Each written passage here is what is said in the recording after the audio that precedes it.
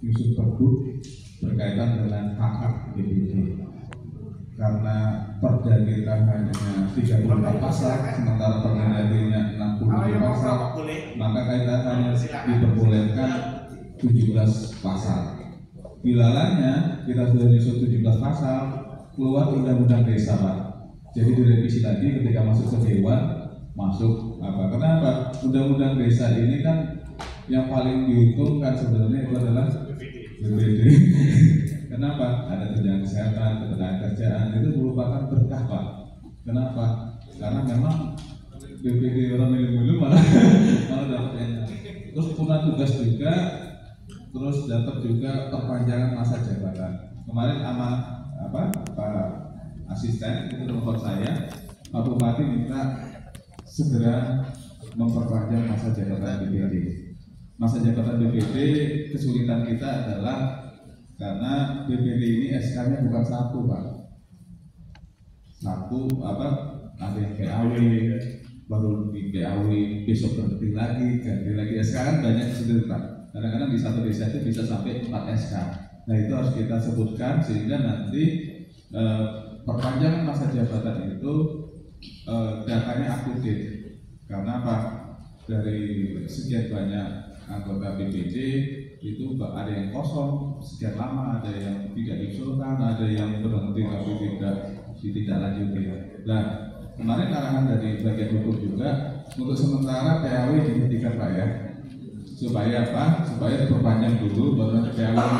Karena kalau masuk terus ke kami bingung jadinya, Pak.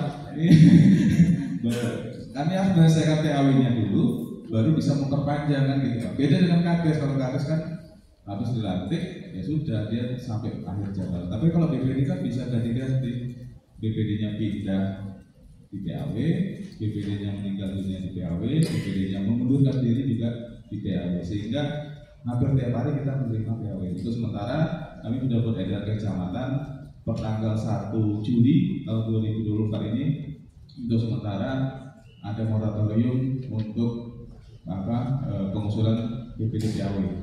Karena kami butuh fix SK yang akan nanti diperpanjang, Pak. Dan ini juga kita mengacu pada pergub yang kita susun awal. Sebenarnya pergubnya itu sudah Pak. Sebenarnya banyak hal yang nanti akan kita atur. Oh iya, 1 bulan itu gini, Pak. Yang namanya aturan itu kan kita tidak serta-merta langsung tinggi. Tunjangan BPD awalnya kan 150.000, 300, 600. Nggak bisa kita langsung 10 kali. Kenapa? Uangnya dari mana? Tapi ini kan namanya aturan. Ini kan apalagi ada public hearing. Inilah masukan ke kita. Sehingga nanti ke depannya ini kita bisa kalaupun nanti misalnya tunjangan BPD diatur dalam SSA, itu nggak ada masalah. Misal di SSA kita atur sebesar berapa gitu. Ini nanti kita bisa, tapi kan intinya satu kali nanti dalam SSA-nya misalnya kita buat 5 juta, tidak ada masalah. Tapi kita kan kami membatasi ini karena di undang-undang itu tidak ada pembatasan. Kalau misalnya di Bali PAD-nya itu 15 miliar, bisa aja kesepakatannya nanti tugas Kades 1 miliar, kita 500 juta kan bisa juga, Pak. Tetapi kan kita harus melihat ajas kemampuan keuangan desa. Nah, tadi disampaikan oleh Pak Ketua, ada desa Jambolan, Pak. Misalnya COJ,